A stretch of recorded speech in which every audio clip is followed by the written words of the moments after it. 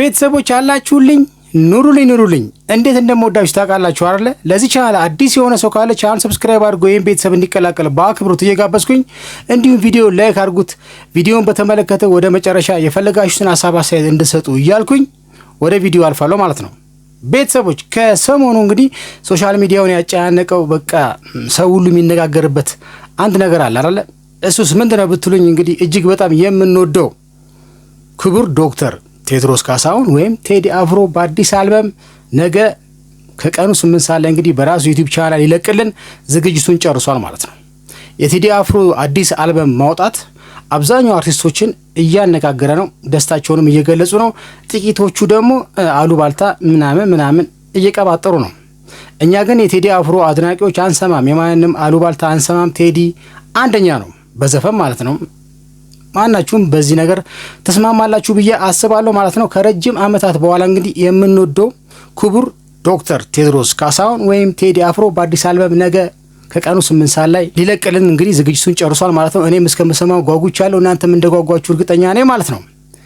ይሄን የሚዲያውን ውዝግብ የታዘበው እንግዲህ እጅግ በጣም የምንወደው ሳሚዳን እንግዲህ ስለ ቴዲ የሚሰማውን ስለ ሙዚቃው ቴዲ አፍሮን በተመለከተ የተናገረው ንግግር እጅግ በጣም ስለመሰጠኝ ለቴዲም ደጋፊዎች ይሄ መልእክት መተላለፍ አለበት ብዬ ስላመንኩም ለኔም ቤተሰቦች የሳሚዳን ሐሳብና አስተያየት ስለ ቴዲ አፍሮ ለእናንተ ልጋብዛችሁ ፈለኩ ማለት ነው።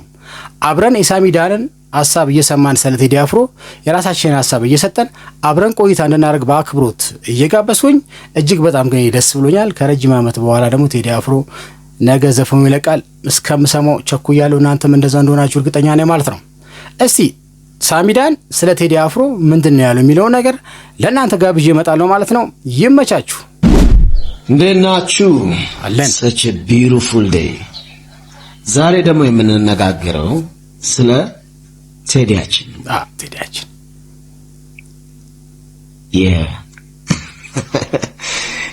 ይሄ አዲሱ አልበም እሺ፣ እዛ አሜሪካ እያለን ሁለቴም 3 ጊዜ ተገናኝተን የመስማት እድሉ ነበር ማለት ነው። ታደላል አክቹሊ የተገናኘነው በሌላ ኦኬዥን ውስጥ ሆኖ ግን ዘፈኖቹ ተከፍተው ሰምቻቸዋለሁ ማለት ነው።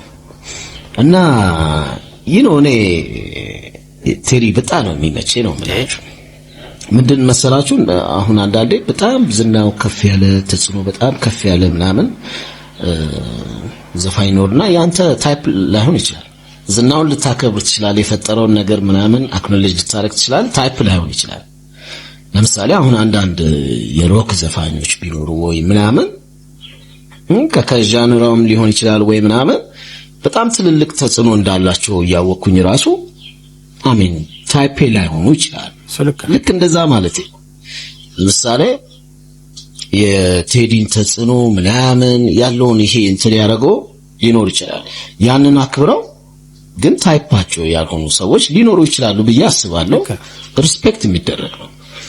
የኔን ብትጠይቀኝ ግን ይመቸኛል ነው ማለት ምንድነው እንትን የሚያደርገው ድምፁ ብትል ዜማዎቹ ብትል ምናምን አለ አይደለ? ያ ከኔ ጋር ከኔ ከሚውዚክ ቾይስ እና ፕሪፈረንስ ጋር የሚሄድ ነው። ለዛም ነው ቹቼ ያለው ለመጀመሪያ ጊዜ ሰው ፊት ቀርቤ ዘፈንኩት የሱ ነው ጉድ ሰራሽ የሚለውን ማለት ነው። ይሄን የተወሰነ ኢንተርቪውስ ላይ ተናግሬያለሁ እና ከዛም በኋላ በደንብ እከታተለዋለሁ። በጣም ኢንስፓየር ያደርገኛል ምናምን። በዚህ ቆይ ሳሚዬ ከማለት በፊት ያንተን ነገርከን አይደለ? እኔ ደግሞ የኔን ልናገራ። ቴዲ አፍሮ እጅግ በጣም ይመቸኛል ብቻ ሳይሆን አንደኛዬ ነው፣ ለኔ አንደኛዬ ነው። በቃ ጥላውን ገሰሰ አልፏል። ቀጥሎ ኢትዮጵያ ውስጥ አንደኛ ዘፋኝ ብትሉኝ ቴዲ አፍሮ ነው። በምንም ከማንም ጋር አላወዳድረውም፣ አላለካካውም። ይሄ የኔ ስሜት ነው። እጅግ በጣም ነው የምወደው። በቃ ራሱን ጠባቂ እንደ ወጥ ቤት የትም የማይገኝ ዝምታው መልስ የሆነ ጀግና የሆነ አርቲስት፣ ግጥምና ዜማዎቹ ደግሞ ወቅትን የጠበቁ ኳኳኳ የሚያረጉ የሚሰራው ነገር በቃ እጅግ በጣም ራሱን አስከብሮ በግጥም በዜማ በድምጽም በአልበብም አንደኛ። ለዚህም ነው ክቡር ዶክተር ቴዎድሮስ ካሳሁን ቴዲ አፍሮ የተባለው ማለት ነው። እኔ በሙዚቃ አንደኛ እኔ ማንም አላበጣለጥም። የኔ ደግሞ ስሜት ይመቸኛል ብቻ ሳይሆን እድሜና ጤና ይስጠው እያልኩኝ ከኔ እድሜ ላይ ቢቀነስ ኖሮ ብሰጠው ደስ ይለኛል። እጅግ በጣም ነው የምወደው። ከረጅም ዓመት በኋላ ደግሞ እንግዲህ ልንሰማ ነው አዲስ ስራ፣ እንግዲህ ልንፈወስ ነው ማለት ነው። እንግዲህ እሱን እየሰማን ብቻ እንጃ ሳሚዬ፣ የኔም ስሜት እኔም ይመቸኛል ብቻ ሳይሆን እጅግ በጣም ነው የምወደው ለማለት ነው። እስቲ ሳሚ እናስቀጥለው። ሁኔታ ካያችሁት ይመቸኛል ነው የምላችሁ። ሶ ያኔም ዘፈኖቹን ስሰማቸው በቃ ቶሎ ነው ከኔ ጋር የተዋህዱት ማለት ነው። እና አብዛኞቹ ዘፈኖች አሁንም አስታውሳቸዋለሁ፣ ሐሳቦቹን ምናምን በደንብ ትዝ ይሉኛል። አይ ቢሊቭ እኔ የሰማሁት ያው የተወሰነ ነው አሁን ይወጣል ከሚባለው ከ18ቱ ሜቢ ሳሞፍ የሰማው ይመስለኝ። እኔም ራሱ ያው ጓጉቼ የምጠብቀው ነው እላችኋለሁ ማለት ነው። ሶ በዛ በነበረኝ ጀጅመንት የኔ የራሴ ነው ያ አንድ እሱ ነው። ሁለተኛው ግን ሁልጊዜ ነው የምለው የኔ ወግንነት ከሙዚቃ አንፃር እና ምን ያስደስተኛል መሰላችሁ? ሙዚቃ በዚህ ደረጃ ተጽዕኖ ሲፈጥር በጣም ይመቸኛል። ተፈጥሯል ሰሞኑን የኔ የሰርቫይቫል ጥያቄ ስለሆነ በሙዚቃ ውስጥ አይደለ ያለ ነው እና በሙዚቃ ውስጥ እንደዚህ የሚመሩ ሰዎች በደንብ ተጽዕኖዋቸው ከፍ ሲል በጣም ነው ደስ የሚለኝ። እሱም ይነሳል። ምክንያቱም በዛ ውስጥ ያለን ኢንስፓየርድ እንድንሆን ያደርገናል፣ እንድንጠነክር ያደርገናል። ፊውቸራችንን የቱ ጋር መድረስ እንዳለብን ራሱ ይነግረናል ማለት ነው። እና በእንደዚህ ይሄ ሀገር በመወጠርና ከፍ በማድረግ የተለያዩ አርቲስቶች በእኛ ሀገር ውስጥ ተፈጥረዋል። ጥላሁን ለምሳሌ ጋሽ ጥላሁን ክቡር ዶክተር ሬስት ኢን ፒስ፣ እሱ የፈጠረው በጣም ከፍተኛ ተጽዕኖ አለ።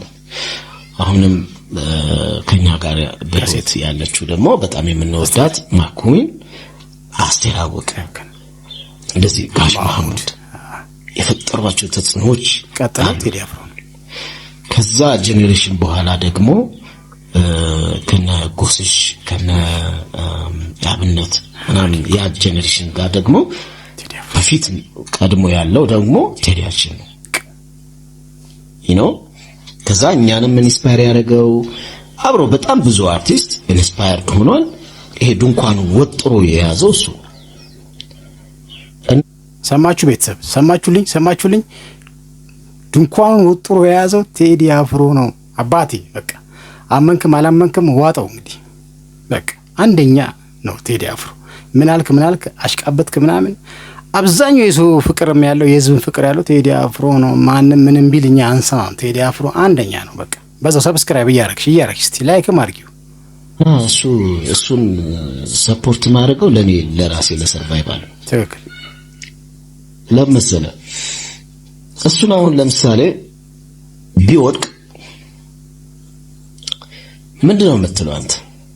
ከዛ እኔ ለማወራው ነገር ወር እኔ ለማወጣው ነገር ምናምን አይደለም አንተ ያ እንኳን ወድቋል አይደል የምትለው? ትክክል።